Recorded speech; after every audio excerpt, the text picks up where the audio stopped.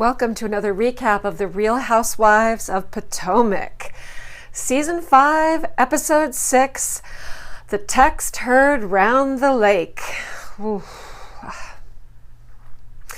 Yeah, I discussed how on the Real Housewives of Beverly Hills, when Denise said that the text string that Brandy had could have been faked. I'm not sure if she did or didn't have something with Brandy, but the fact was so many recappers had no idea that you can easily fake realistic text strings. And I heard recappers that I love, because I watch all of them. There's so many good ones. And I heard them say, oh, come on, that's the stupidest thing I've ever heard. You want us to believe that you can fake texts? So on that episode, I actually made for you a fake text string. I pretended that Denise texted me and said, like, hey girl or whatever, and then told me that my husband was hot. Because he certainly used to be in love with her back in the day. She was definitely one of his favorites. I mean, she's still beautiful. He's just not as aware of her now since he's not really a big Bravo fan. Although I think I've lured him over to the dark side since I've started doing this, because I definitely noticed that he is more aware of what's going on. So that's what being married is about. You lift each other up, bring each other down, sometimes in a good way. Both up can be good, down can be good. It depends. Okay, so, all right. So I faked this text string using an app, a free app, and there are like 10 of them. If you go to the App Store or whatever it is for Android, and you put in a search for fake text app, it'll give you a bunch of them, and they have ads on them, so they're free. And I'm not recommending you do this. I don't want people to get in trouble, and but this is why texts are not reliable evidence anymore. For the same reason, photos and even film is no longer, well, nobody uses film, but video is no longer really necessarily reliable evidence because of the level of technology. So if I can send a very convincing looking text that says from Denise Richards, it has her little picture in the thumbnail, and it has the date and the time and everything. Actually, the one I put on air didn't have her thumbnail, but the one I made and actually forwarded to my husband had her thumbnail. I don't think he fell for it, but anyway. So yeah, so that it's absolutely ridiculous. Okay, however, in this case, yeah, I think I'm pretty sure these are the real deal.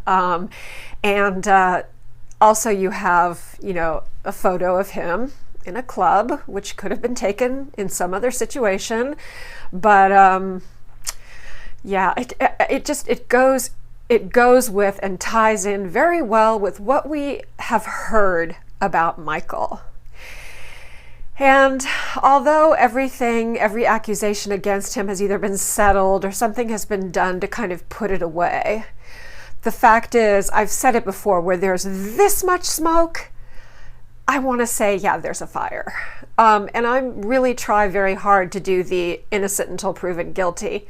But Michael, I feel in my bones that guy is a freak. He's freaky. I'm not saying because he is bisexual. No. I mean, it's way beyond that.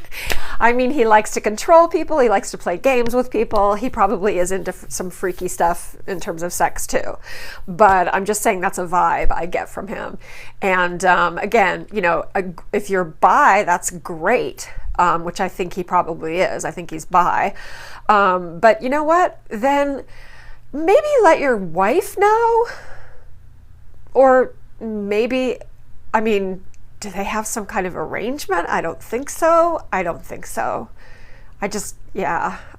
We can never see inside the bedrooms and inside the homes of these people that we watch on television. So there's so much we don't know. But I'm just going to reiterate that I just feel like Michael is creepy and possibly a freak. And being a freak can be an awesome thing, but I think a freak in a sort of I shouldn't say freak, but let's say he's creepy, but also I think he's a deceiver. I think he covers up or tries to cover up who he really is. And I would totally respect him if he just came out and said, you know what, I don't want to be married. I want to do everything. I want to be with all different kinds of people. And that's fine. But you know, a lot of people want to have that anchor. They want to have that little wifey in the home and the baby and then still go do whatever. So, and again, it's not for us to judge the marriage if that's something that's part of the marriage, but I don't know. I don't think so. So anyway, I'm not optimistic. I think Ashley's about to get really hurt. Well, I mean, she already has been now at this point, on top of how badly she's already been hurt. And I'm not saying she's perfect. You know, she can be a right bitch too. She can play games, but yeah, I don't want to see Ash at this point with her little baby, with little baby Dean and everything else, have to deal with more Michael crap. And if it is what it appears, if these texts are accurate, why is this guy such an idiot? Why does he do these things always when there's cameras around, when the crew's around, like at Monique and Chris's house, or, you know, go out into a club in private? Michael Darby, you're a very unique looking man. And I use the word unique because I'm trying to be polite, but you're a very unique looking man. So if you go out anywhere in the DC area, the greater Baltimore DC corridor, you're going to be recognized. So I don't know what the hell he's doing. I don't know what the hell he's thinking. And again, we also don't entirely know the truth. Anyway, okay. So we jump in to something less interesting, but spicy. Ashley and Wendy are continuing their fight. We're at the dinner table from the episode before. They're continuing their fight. And Wendy is going right. She goes right to ugly. She goes right from, yes, I am Dr. Wendy Asefo, to scary bitch. And gets very aggressive and also does something which I've said before I cannot stand. If you're an academic, nobody wants to hear how many degrees you have. You don't get a degree so that you can scream at people, I have 4 degrees. I have a PhD. Let me tell you how many times since I got my doctorate many, many years ago, let me tell you how many times I've screamed at someone, I have a PhD. I don't know, possibly once in an ugly fight with my husband. Not that we have that many ugly fights, but maybe, I don't know. The only thing I can think of is if he said something like, you know, oh, no, you're just being stupid. That I would, if I was in the middle of a fight, maybe say, I have a PhD. But yeah, at a dinner table to friends, no. And I'm not absolutely sure I have ever said, I have a PhD like that in a rage. You do it for yourself. It's an achievement that no one can take away from you. That's very difficult. It's really arduous. It means something. Very few people in this country have them. Sometimes it seems like everybody's a PhD, but a real legitimate PhD, not that many of them. So, you know, I really take exception to her using that in a social situation to leverage herself in a fight with another woman that you don't even know that well. Badly played, Dr. Wendy Asefo. Very badly played. No. No slow claps for you. No. Okay. It's kind of funny because Monique's confessionals are cute. She, and her look is cute. You know, I like the Afro puffs. I just like to say Afro puffs. I wish I could rock them at my big age, and I can't. Maybe when I was 18 or 16, maybe, I don't know. But it's cute because in her confessional, Monique says, we already have a Candiace, when she sees Wendy acting up. We already have a Candiace. We don't need another Candiace. They already have one rageaholic, and now she's afraid they have another rageaholic. So, yeah. So Wendy's whack.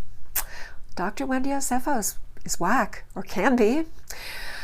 Okay, and Monique is like, God, I'm kind of wishing I stayed home, but that's, you know, kind of in the moment because the dinner does not go well. Ashley apologizes to Wendy just to kind of put it to bed. And I'm trying to remember, because it was the last episode. I'm like, wait, why are you apologizing? I know there was something about you jumped on her because she jumped on you for bringing the baby when she couldn't bring the baby. But I sort of don't remember there being a real strong foundation to this argument. And I don't remember, I know that Ashley, when Wendy starts getting nasty, Ashley will immediately turn it up and get nasty. That's Miss Ashley. Ashley isn't usually the first one who will start just screaming at somebody or going in on somebody. But one thing I notice about Ashley is when there's shouting going on, oh, she'll jump right in there and you'll have to pull her out physically. I mean, I'm joking. I mean, I'm talking, like in terms of conversationally, you will have to really put out a fire to get her to calm down and stop shouting. I don't know, sometimes maybe even physically. She's feisty. She seems so sweet. She's got that little face like a little doll. She's so cute. She is, yeah, she's a tough chick. She doesn't back down easily from a fight. So again, when she apologizes to Wendy, it does calm everything down. It does chill everything out, okay, which is good, for Monique's dinner, poor Monique. But again, I can't remember exactly why she apologized. Anyway, it works. Doesn't matter. It works. Okay. And we have more stuff coming down the pipe, so we don't need this. We don't need this to continue. Okay. And it's funny because actually I wrote in my notes, maybe she is emotional because Camrynn is only a couple months old, and maybe she has a little postpartum, or and then I'm also wondering, because she talks a lot about how Camrynn was a preemie. She was 2 months premature. I mean, that's a preemie. My stepson was 2 months premature. So in other words, she went through the whole thing of being in the NICU, in the neonatal intensive care unit. I had to think for a second what NICU stands for. Yeah, neonatal intensive care unit.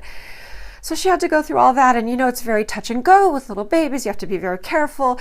Do you put them on a ventilator or not? Because that affects how their lungs develop later in life. And it's got to be a nightmare. Again, hearing Lowell talk about going through it with Daniel, with my stepson, my little baby, who's now 22. He's not a baby anymore, but he'll always be 5 years old to me. But just seeing the pictures of him when he was first born, oh my God, he was like, he fit in actually, my husband has huge hands, and he's 6'4", so it would be weird if he had little tiny hands. I'm not going to say that would make him like someone very much in the public eye who is quite tall but has tiny little hands, but I'm not going to say any names. So when he was first born, he literally could put him in his hand. He was tiny. So anyway, so yeah, I was thinking, you know what, this is probably, she's wondering why the hell did I leave Camrynn at home? And it doesn't matter that this is her third child and she has the 2 boys. She didn't go through the whole preemie baby thing before. And the other thing is, it doesn't matter. I mean, you could have baby blues and you could have, postnatal depression, and you could miss your tiny baby at any time. I would think that even, if it was your 6th kid and they were 2 months old, I'm not sure if you're like, woohoo, going to Vegas. I don't think so. Anyway, let me know in the comments. I would think that when any child is really little like that, I know part of you is probably like, God, I've been pregnant and then I've been here in the house with the baby, and maybe there's a time where you're like, I need to get out of here, but I don't know what that time is. And I'm sure it's probably different for every person. Okay, so what I was thinking was, okay, let's not judge her on this one situation because it was triggered by Dean showing up. It was triggered by Ashley bringing the baby. And maybe it is just a Camrynn thing. Let's see if she blows up this easily again in a future episode. My guess is she will. My guess is she's got this side. She's got a temper. She will blow up again at some point. There will be more ugly words from Dr. Wendy Ashley. But I think that the explanation for this particular incident is the baby thing. I do. And Camrynn's really cute. Every time they show a picture of that baby, I just want to go, she's so cute. Oh. Okay, and then we immediately go to the next morning. Ashley is with Dean. All little babies are adorable, but you know, Dean just looks exactly like Michael, from Camrynn to Dean. Yeah, but just right now, Dean is just a little baby, a little miniature Michael, all the way. It's like I'm looking at his face and it's just like, wow. Okay. The ladies decide to have a pancake off. Yeah, little tip here. This weekend is in general pretty boring. The way to characterize this ladies' weekend is boring, because it's a pretty boring location, even though the house is beautiful, interspersed with moments of great drama. So this is the boring day. All right, so they have a pancake off because Giselle and Monique are like fighting words about who makes the best pancakes. And they make it into a big contest, again, because they're bored. They have to make content for the show, and they have to amuse themselves. It's kind of cute. It's kind of cute the way, Giselle and Monique are really getting along. They're kind of good together as friends. We'll see if that lasts, but yeah, they're friends now. Okay, Candiace and Monique, however, are just simply not talking. They're just kind of avoiding a lot of close personal contact, and there are enough ladies there that that's very much possible. Okay, Ashley calls Michael and can't get him. He says he was out celebrating, closing a big deal, and that after dinner he went out for drinks with some of the guys. Dun dun dun. Because, of course, I forgot to mention, at the very beginning of the show, they give us a little clue that Candiace is going to receive this text. I just mentioned texts in the beginning of the recap. But we see a preview of what's coming later in the episode, which is Candiace receiving texts from a friend who was out in a strip club, who saw Michael there, who said that he was bragging to people that he had a wife and a boyfriend, and that he was trying to get several of the girls, asking different girls to go back to his hotel room with him. So, anyway, we all know what's coming. Okay, well, they do show us, actually this is the point where they show us, it says 12 hours later. And you know something dramatic is coming. Bravo's loving this season using a timeline. Yesterday, day before yesterday, today, 2 p.m., tomorrow. You know, they're being very specific about the timeline and trying to make it more dramatic. They're doing a lot of weird things this season that they never did before, like having the cameraman on camera all the time, having producers on camera all the time, constantly breaking the fourth wall. Very odd season. And it's an odd season all the way across the board in all the franchises. So not sure what's going on, but anyway. Okay, so this is where we actually see the text that says your girl's baby daddy was in the club hitting on people, bragging that he had a wife and a boyfriend. And then there was a picture of Michael in, you know, the lighting looked like either a nightclub or, a club, or a strip club. So, yeah. All right, so the pancake off. Well, we don't really need to do a recap of that because that's when we know that the show's really not a rich episode. It's not a rich episode full of eventful goings on. But let's just say that Monique wins the pancake off. Woo! Woo. Okay, the ladies are going fishing. This is actually Monique's birthday weekend. Did we know this? Maybe we did know this, but I had forgotten. That makes sense. That's why all the guys are coming the last night also, because it's her birthday weekend. So she wanted Chris to, I guess Chris cooks or he barbecues, or both. But she wanted him to do the dinner for that last night when the guys and the women are all going to be there together. And he said, oh, I can't get it together. I can't decide what I want to do. Let's just hire someone to do it. Just have it catered. And Monique feels disappointed. He's this big guy in the sports world, and he's got this busy life. But I know she has to swallow a lot of stuff. She has a great life. She has an amazing life because of him. You know, she has a beautiful family. I'm sure he loves her. But I'm also sure that somebody like that who's very in demand, you might not always feel like the most important thing, you know, at the center of their universe all the time. And Chris seems like a very chill guy who's not very emotional or demonstrative to begin with. So Monique says something that I think is so good. I think these women are they're clever. These women are smarter than the other franchises. So basically we're starting with women who are basically more intelligent, or whatever you want to say. But I like the way they put things. So Monique said that, you know, she will put things away in little boxes. You know, like if she's having a disagreement with a friend and she doesn't really want to carry it on, she'll just drop it. She'll let it go to keep the peace. She'll put it away in a box and she'll put the box up on the shelf. And then she said every time that Chris kind of disappoints her, you know, she'll wrap it away in a little box and she'll put the box up on the shelf. And then she says, but at one point, the boxes are going to fall off the shelf and there's going to be a mess I'm going to have to clean up. And she's very self-aware, because that's very true. That's exactly what happens if you do that. If you try and stuff everything into little boxes and maintain everything, you know, as being perfectly calm, perfectly even. I'm great. I can handle anything. Yeah, that is what happens. There is a mess to clean up. Okay.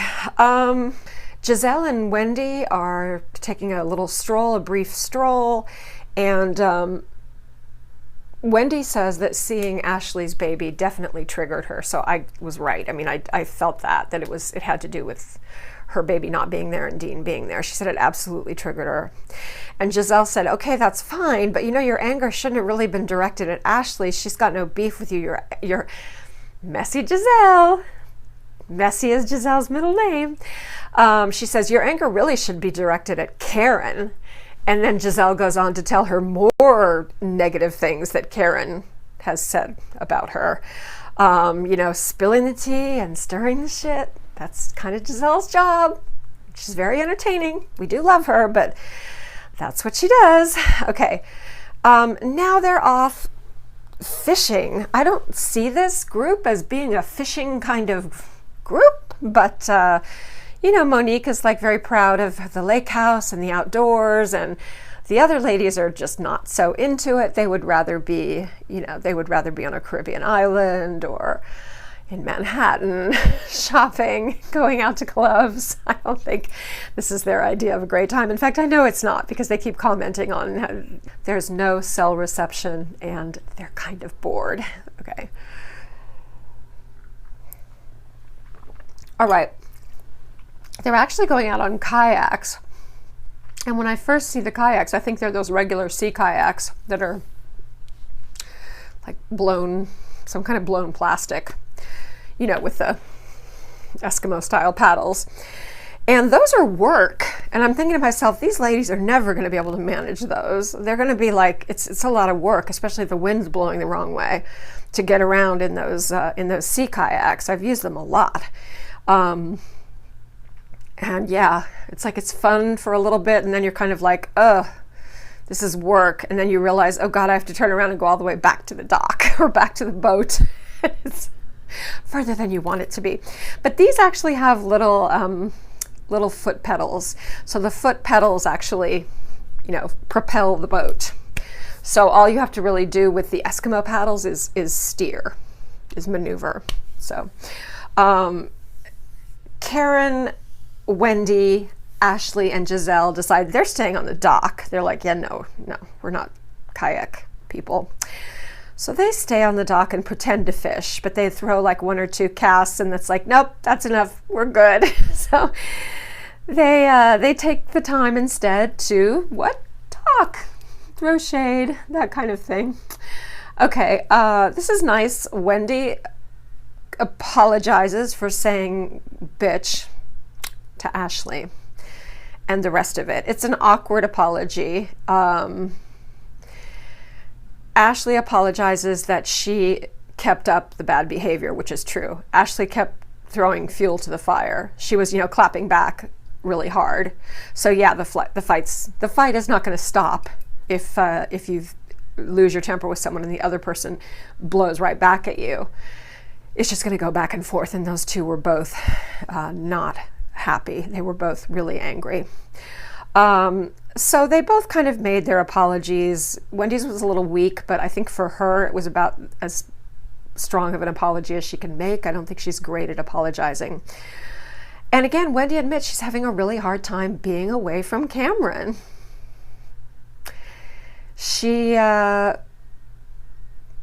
She starts talking again about how, you know, when she was preemie and it's hard being away, and she gets emotional. And so I think that this thing between Ashley and Wendy is not going to develop into any kind of beef. I think it was just sort of in the moment. And I think that, yeah, Wendy explained herself pretty well. Okay. Karen says that she's very confused by Wendy, you know, because she sees the academic side, then she sees, you know, the woman who screaming and cursing at the dinner table. Well, have you met any of the other ladies? They're all like that. Including you, Karen. You have two sides too. You all do. She says she's just going to sit back and observe what happens. Who is this Karen? I feel like someone has replaced Karen with someone else, because yeah, Karen was always the one that started stuff. She was messy. And this season she's being very refined. Maybe she's so relieved to be back in Potomac, whether it's a rental or not, that she's just going to be very, very refined. I don't know. I hope we get some mess out of her. I like messy Karen. Okay. Oh, God. These ladies spend the whole time at the lake house searching for bars, you know, the quest for bars on your cell phone, looking for reception, which they're not really going to find. There's Wi-Fi at the main house, so I think if they have WhatsApp, they're able to call people on WhatsApp from the main house because of Wi-Fi or Skype. But other than that, it's not great. So yeah, there is a little confessional with Ashley that is so shady. Talk about being shady. A producer asks Ashley if Michael likes being second in her life now that there's a baby. He doesn't say that. He just says, how does he like being second in your life? Talk about stirring crap for no reason at all. I mean, why would you ask this question of any mother? Or are you next going to ask, oh, if there was a sinking boat and you could only save one of them, who would you save, your husband or your baby? I mean, this is kind of sick. And what makes it even sadder is that Ashley is not acting in this confessional. This is very honest. Her face, which is usually Ashley face, Ashley. Even when she's screaming obscenities at somebody, she still manages to look cute because she's Ashley. But you see her face literally fall. You know that expression in a novel, they'll say, you know, her face fell. And you literally see her go. And so in answer to the question, how does Michael like being second in your life now? She says, he hates it. And that is a very honest slice into what's going on with Ashley. That's not acting. That's not acting. Okay, so she gets Michael on, whether on Skype or WhatsApp, whatever, and so they have a face-to-face call. And she says, how was your night out? How was your night out? Your big dinner and closing your deal and everything. And he says it was great. It was great. It was a night out with the guys. And then, I'm a little worse for the wear because after dinner we went out and had some drinks.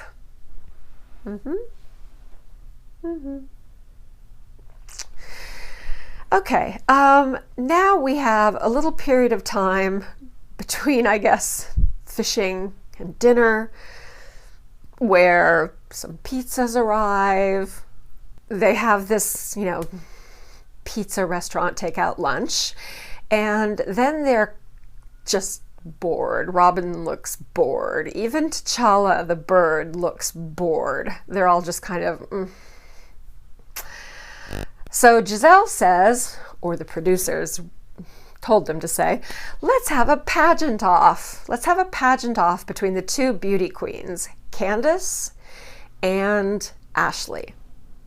Ashley was Miss DC, which is actually a very competitive pageant. The very beautiful girls usually win Miss DC.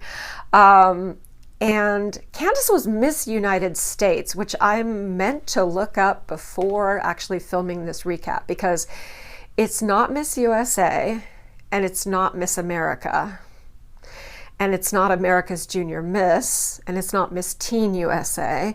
I have never heard of Miss United States. Is it one of those circuit pageants that's kind of out there to make money, that's linked in with those like child beauty pageants? I don't know. I've never heard of it. But anyway, like I said, it's not Miss USA, which I thought it was. I actually thought she was Miss USA, and I was like, wow. I was kind of surprised, as I thought, well, she's not quite, I mean, she's very pretty, but I didn't think she was quite Miss USA. Also, she's very, very petite, and Miss USA tends not to be the shortest one in the pack. But she's beautiful. I'm not throwing any shade on Candiace's look. She's very, very pretty. But anyway, so she was Miss United States, for whatever that is worth. It might be very difficult, and it might be an incredible honor, or it might be something a little, Anyway, okay. So we have Miss Lady of the Lake, the pageant, and they have their walks. They have their sassy walks. They don't really do pageant walks. They do kind of like sexy walks, more like sexy over-the-top runway walks, a lot of booty shaking. And then they have the question, and Giselle, who is on the tall side, asks Candiace, who is tiny, how does it feel to be so short? And Candiace gives a great answer about how it allows her to reach higher, always be reaching higher. And it's a really good, very pageanty answer. It's a perfect answer. Then she turns to Ashley and asks something very close to my heart.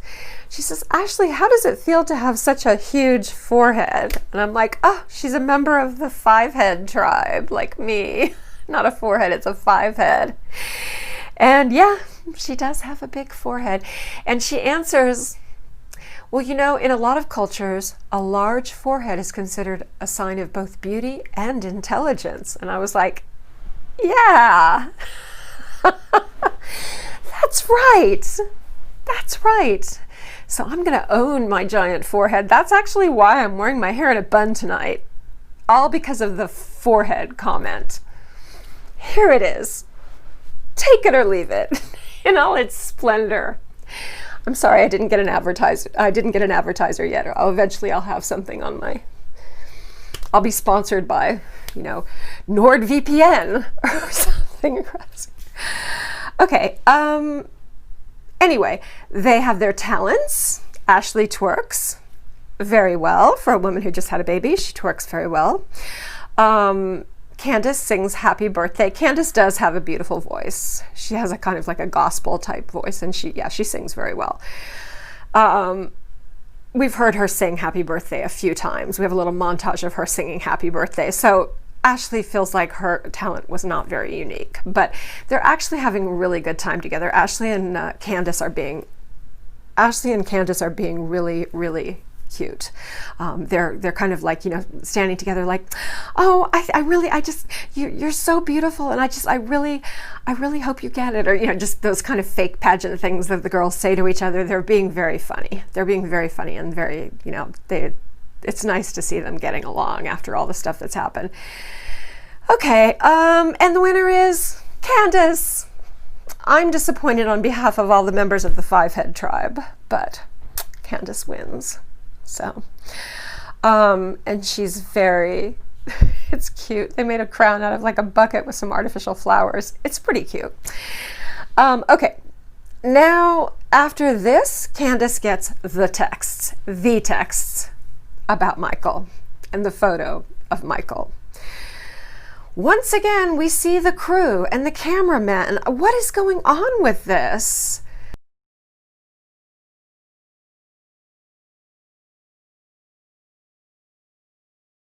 They're not even trying to make us feel like we're flies on the wall anymore, watching something that could really be happening.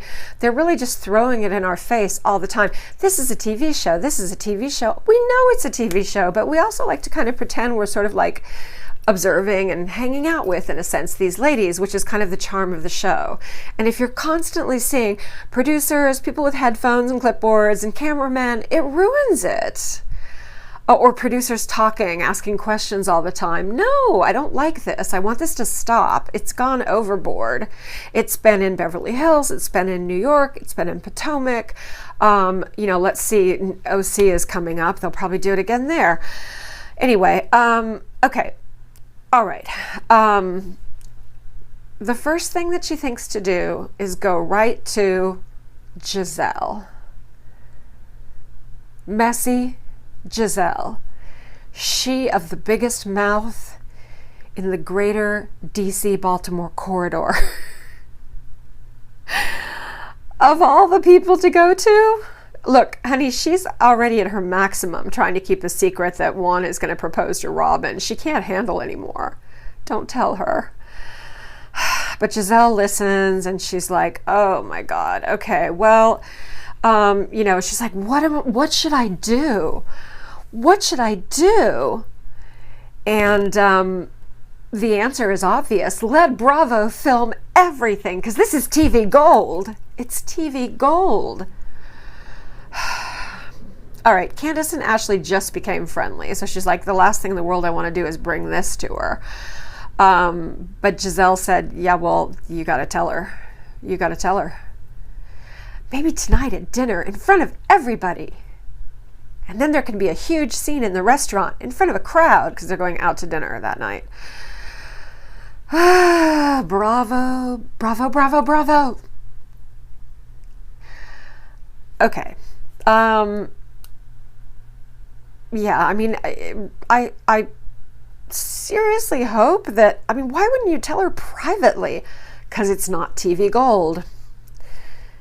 Honestly, I would be so angry if someone brought up something like that in front of other people. She better not do that. She better make it private. She better show her the text and the photo and tell her in private. Oof. Okay. Now they're going out to a crab restaurant. When I lived in Maryland, or as I often thought of it, when I was held prisoner in Maryland for 4 years, because I lived in Annapolis and we had a boat and we had a beautiful house and everything was beautiful and clean and lovely and there was lovely nature all around, and I was so bored and the people were just so hard to break in with, and I was a California/Florida Miami girl and they thought I dressed too sexy. I wore too much makeup. I didn't wear too much makeup. I wore makeup. In Annapolis, being a hoochie mama is wearing mascara and not wearing a turtleneck with little ducks all over it and corduroy pants. That is being a hoochie mama in Annapolis. So by that standard, yeah, I was a hoochie mama. I was like 29 years old, Like I'm not gonna wear like tent dresses, Laura Ashley looking tent dresses with little flowers on them and turtlenecks and baggy pants. Hell no. I'm young and I'm cute and I'm skinny and I'm stuck in Maryland for 4 years, but I'm still going to dress the way I want to dress. So I did. And the one thing that I hated, which I didn't have to do very often unless there were people coming from out of town, I did not like going to the crab restaurants. I am not a bit, I've eaten all types of shellfish. I've eaten everything. Have a pretty, I'm basically vegetarian. I'm pescatarian. I eat, like I've told you before. But I don't eat shellfish. I've never been a huge fan of shellfish, although, yeah, I've had some in the past when I ate it. I've had some lovely lobster, but those little crabs that they have in the Chesapeake Bay and in the rivers around the Chesapeake, not interested. Too much work. And you go into those restaurants and the whole place, it's got brown paper on the tables, and you got the mallets, the wooden mallets, and you crack the crabs, And there's a little thing that looks like the opener of a beer can that you flip the crab over and you open that tab on the stomach, and that helps you to open up. I mean, there's like a whole thing you have to go through. It just was like so much work, and I felt like kind of just gross. And then that smell of Old Bay. I actually came to hate Old Bay. And I remember when I first moved up there, I was like, what is that taste? When it would be in soup, like crab soup. I do like crab bisque, or I don't eat it anymore, but I used to like crab bisque.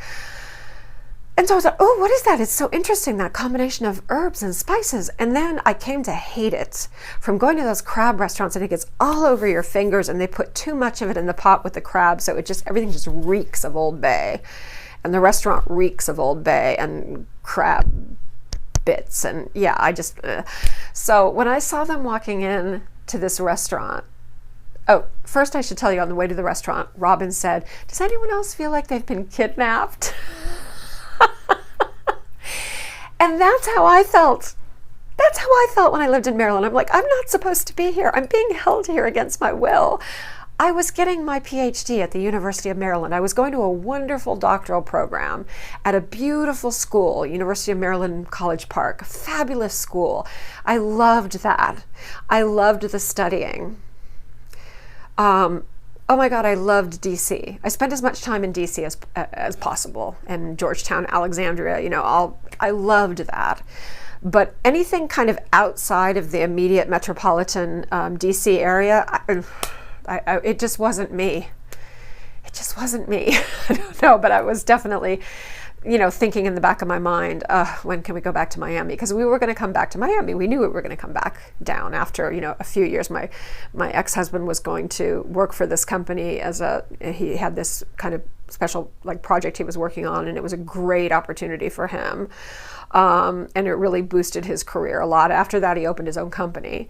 So it was a four years that were really important to both of us. And P.S., during those 4 years, we traveled, and I lived in France. So I don't know why I was even complaining, because the second 2 of the 4 years that I was there, I was spending a few months in Maryland and then a few months in France in the archives, studying and doing research for my PhD dissertation. So what was so hard about that? But I just remember, especially in the first 2 years, I was like, oh, I mean, really, the PhD program saved me, because that was so much fun and so interesting. I had a great advisor. That was amazing. So it was a great experience. But there were just times when I was like, we would be in these little towns. We had a boat, so we'd go to these really funky little towns on the Eastern Shore, which are beautiful. Scenically, they're beautiful. But it's like the same families have lived there since the 1600s, and they kind of look like it. So it wasn't my bag, baby. That's all I can say. But now, if I had a chance to go back up there on holiday, I'd love to show my husband. I would love to show him some of these beautiful little towns. And I would love to go up there on holiday. It would be really fun. It would actually be really fun now. But I didn't like being stuck there. Okay, that was a long detour. All right.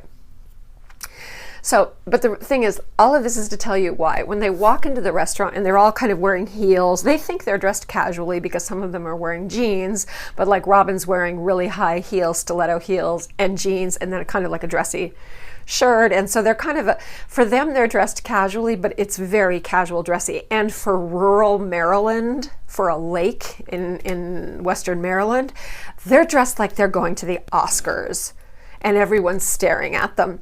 And I think that the state motto of Maryland should be, welcome to Maryland, don't mind our staring at you.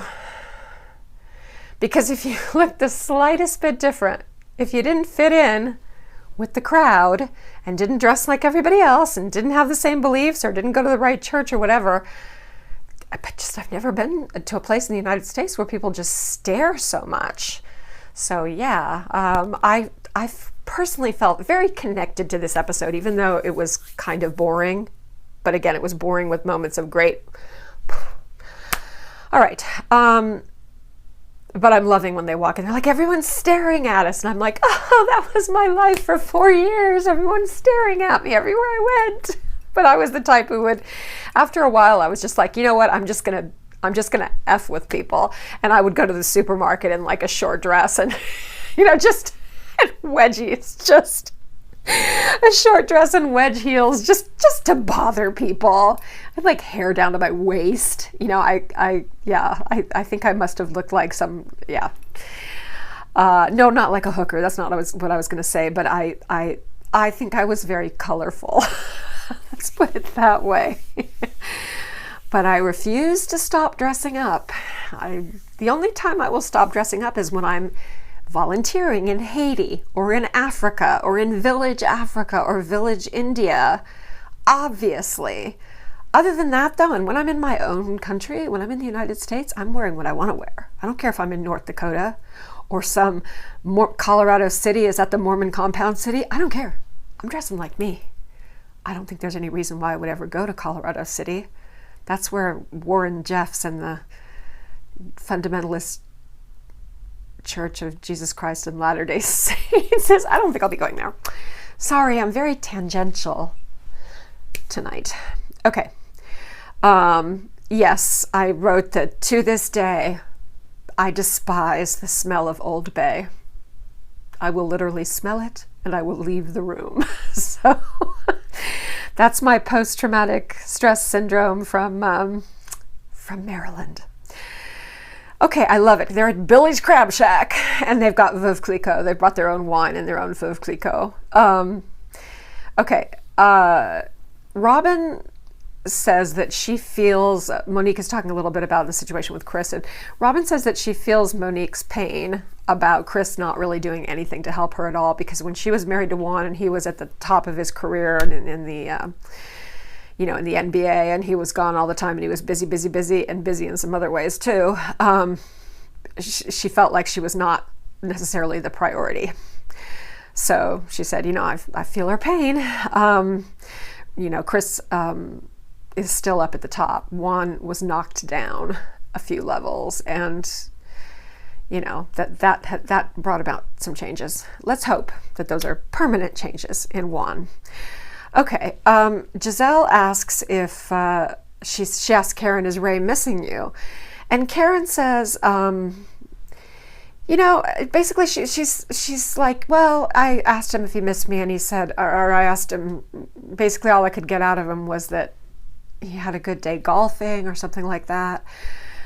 And so what I feel is that for Karen, she's being really open. She is letting out the fact that things are not great with Ray, that there's a distance between them. She's made several references to this now. Wendy says, I just don't know about Karen. I feel like she just hides things. I feel like she's always hiding stuff, like she's not really opening up about how her life really is. What Wendy does not realize is that for Karen, this is opening up. She's opening up now. In the past, if anyone asked her about Ray, she'd say, oh, my love of my life. I'm his queen. I'm his goddess. I'm his African queen. You know Ray. You know how he adores me. Everything's fabulous in our marriage. That's all she would have said, regardless of what was going on. So this is a change. I think that all of this kind of, the trouble that he went through, and the moving out of their long time house that they owned and renting and things like that has also knocked them down a few pegs. And I think in Karen's case, it's made her a little softer, in my honest opinion, or in my humble opinion. Okay. They ask how Michael's doing to Ashley, and Ashley says she repeats back the lie that he told her, or we suppose the lie that he told her, which is, oh yeah, well, after dinner the guys and I went out and had some drinks. So, he was a little bit rough this morning because he was drinking with the guys. Then there's this big, long, dramatic pause where we see Candiace have this look like, I've got to do it. I've got to do it now. She says something to the effect of, Ashley, can I tell you something? Can I talk to you? And I hope to God she's going to say, can we take a little walk? Although that's still super suspicious, and they're going to come back and everyone's going to figure out what's happened. So either way, this is basically being done in the open. This sucks. This is terrible. She should not have told Giselle. She should have kept it to herself And I mean, granted, the production crew was around, and what do you think they're going to do? Again, this is TV gold. It's TV gold, I tell you. It has to be in the show. So she's going to end up, one way or another, everyone at that table is going to know that night about the texts and about the photo of Michael. Anyway, they cut there. They say to be continued. Like I said, even if best case scenario, she's like, can we go for a walk? There's something I want to say. What are they going to do? Come back to the table and they're going to say, what was that about? Oh, nothing. No. Everyone's going to know. Plus, presumably they're going to come back and Ashley's going to be crying. So this is all going to be aired in public. And this is the kind of dark underbelly of reality TV that I don't like, because this is something very painful and it has to do with breaking up a family. So yeah, this I don't really want aired in front of our eyes. Seeing Ashley find out about this, I don't really want to watch that. I want to know what happens, but I don't want to watch her going through something so personal and so painful. Anyway, so that was the end of this episode, and I just want to tell you again how fabulous I think all of you are. I love your comments so much. I have a few new people to thank, but I think I'm going to wait until I do the next. I'm going to be doing the reunion part 2 of Real Housewives of Beverly Hills, and I know that one is everyone on the different channels is watching that one, so I think I'm going to leave my thank yous for that. But I really have to say, everybody who's new, welcome to our little tribe, our shady little tribe. I love it. I'm enjoying you guys so much. You're so interesting. We've got Colombia, we've got Germany, we've got people from all over. And yeah, you guys are very clever. The comments are very clever. I've gotten advice. I've gotten interesting information that I didn't know about various people on the shows. And you make me laugh. Some of you're just funny. So keep sending those comments. I love them. I love you guys. If you have not yet subscribed, once again, she always puts this off till the end. Please do hit that red button, subscribe, and make that bell ring. Put it on notify so that every time new content comes up, you will know and you can get to it right away. Remember, there are 3 channels, which I'm going to have to do something about pretty soon because they're all 3 growing. And I mean, even though I'm still quite small, I just started, but it's going to be harder and harder the longer I wait to consolidate the channels. So yeah, I'm going to have to ask at the beginning of a show when everyone's definitely still there what you guys think about that, whether I can put it all on one. And then if you don't like Real Housewives, although I don't think there's anybody who doesn't like Real Housewives, but the people that just are here for 90 days on the other channels, they can just don't click on the Housewives, and same vice versa. If you don't like 90 days, the Housewives videos are there, and the 90 days you can just skip. And then I think there are a lot of people who are there for both. Like me, I'm there for both. Highbrow and lowbrow, that's me. I can be both. Anyway, so yeah, be sure to like, comment, subscribe. Remember that I have 2 other YouTube channels. I have 3 YouTube channels in total. Real Housewives, TEA, and Shade. Intelligent Reality Recaps. And 90 Day Fiancé Let's Judge. So let's remember, Real Housewives, Tea and Shade, Housewives Only, Intelligent Reality Recaps, both Housewives and 90 Days, and 90 Days Let's Judge Together is all things 90 Days. On Instagram, you can find me with my little 1-minute preview clips of the latest recap. I always put those up as soon as I put up the recaps, or sometimes slightly before. And those are Real Housewives, TEA, and Shade, and 90 Day Fiancé Let's Judge Together. So follow me on those as well. Eventually I will be creating original content for the 1-minute videos on Instagram. I just have to kind of get my feet under me. And again, I've had this thing where I've had a few weeks of doing 6 recaps, which is, it's a lot. I'm new. So anyway, thank you so much for joining me. Please take very good care of yourself and be good, but not too good.